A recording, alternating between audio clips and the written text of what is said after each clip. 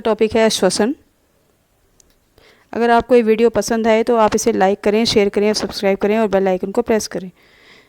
तो चलिए टॉपिक शुरू करते हैं। श्वसन। सामान्यतः श्वसन को बहिःश्वसन के रूप में ही माना जाता है कि ऑक्सीजन ग्रहण करना व कार्बन डाइऑक्साइड बाहर निकालना ही श्वसन होता है, लेकिन श्वसन की क्रियाविधि इससे बहुत आगे है, जिसे हम कोशिकीय श्वसन कहते हैं। ऊर्जा उत्पादन के लिए कोशिकाओं में जो भोजन का विखंडन होता है वह कोशिकीय श्वसन कहलाता है। अब ये कोशिकाओं में भोजन कहाँ से आता है, तो इसके लिए आपको हमारा पिछला वीडियो मनुष्य में पोषण ज़रूर देखना होगा और जिसका लिंक मैं डिस्क्रिप्शन बॉक्स में दे दूँगी, आप उसे ज़रूर देखिए। तो स्वांगीकरण की क्रिया द्वारा ये भोजन कोशिकाओं में पहुँचता है, जहाँ पे इसका विखंडन होता है और ऊर्जा उत्पन्न होती है, जिसे हम कोशिकीय श्वसन कहते हैं।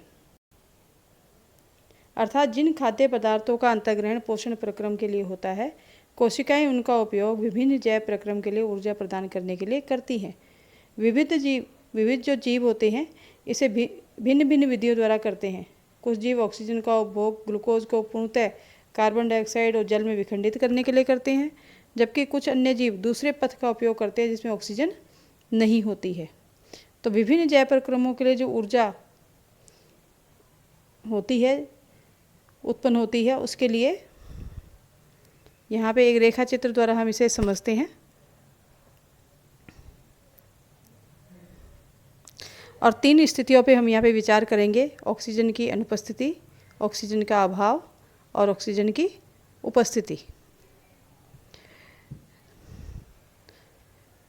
तो जब स्वांगीकरण की अभिक्रिया द्वारा जो भोजन है ग्लूकोज के रूप में कोशिका तक पहुंचता है, जो कि 6 कार्बन अणु से बना है, तो कोशिका के कोशिका द्रव्य में ये ग्लूकोज पाइरूवेट में बदल जाता है, जो कि 3 कार्बन अणु है। यहाँ तक तीनों हमारी जो तीनों स्थितियाँ हैं उनके लिए ग्लूकोज से पाइरूवेट बनना इन तीनों स्थितियों में यह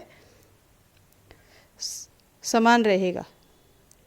अब पहली हमारी अवस्था आती है ऑक्सीजन की अनुपस्थिति में, अर्थात जब ऑक्सीजन हो ही नहीं, तो ग्लूकोज से पाइरूवेट बनेगा, 6 कार्बन अणु से 3 कार्बन अणु बनेगा। उसके बाद में ऑक्सीजन की अनुपस्थिति में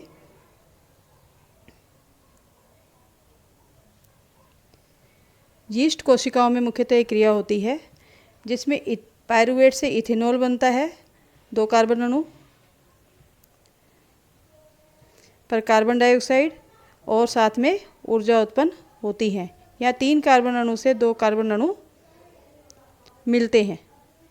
ये क्रिया ऑक्सीजन की अनुपस्थिति में होती है, इसलिए इसे अवायवीय श्वसन भी कहते हैं।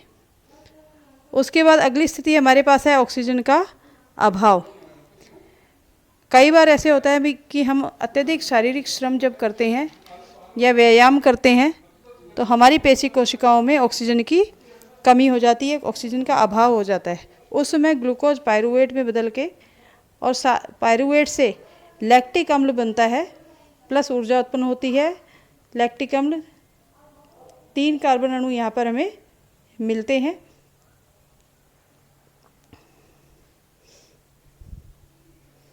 इस प्रकार से पाइरूवेट से यहाँ पे क्या मिलता है, हमें लैक्टिक अम्ल प्राप्त होता है। तो अचानक किसी क्रिया के होने से हमारी कोशिकाओं जो हमारी पेशियाँ होती है उसमें लैक्टिक अम्ल का निर्माण होना कई बार क्रैम्प का कारण भी हो सकता है। उसके बाद तीसरी स्थिति है ऑक्सीजन की उपस्थिति में, और ये क्रिया संपन्न होती है माइटोकॉन्ड्रिया में, जहाँ पे पाइरूवेट ग्लूकोज से पाइरूवेट बनेगा, 6 कार्बन अणु से 3 कार्बन अणु, और उसके बाद में माइटोकॉन्ड्रिया में ऑक्सीजन की उपस्थिति में कार्बन डाइऑक्साइड प्लस जल का निर्माण होता है, प्लस ऊर्जा विमुक्त होती है। यहाँ पे 3 कार्बन अणु ही हमें मिलते हैं। इस क्रिया को ही हम कोशिकीय श्वसन कहते हैं। साथ ही इसे वायवीय श्वसन भी कहा जाता है, क्योंकि ये ऑक्सीजन की उपस्थिति में होता है।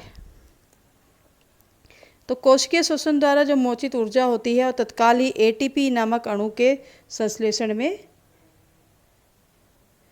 प्रयुक्त हो जाती है, जो कोशिकाओं की अन्य क्रियाओं के लिए ईंधन की तरह प्रयुक्त होता है।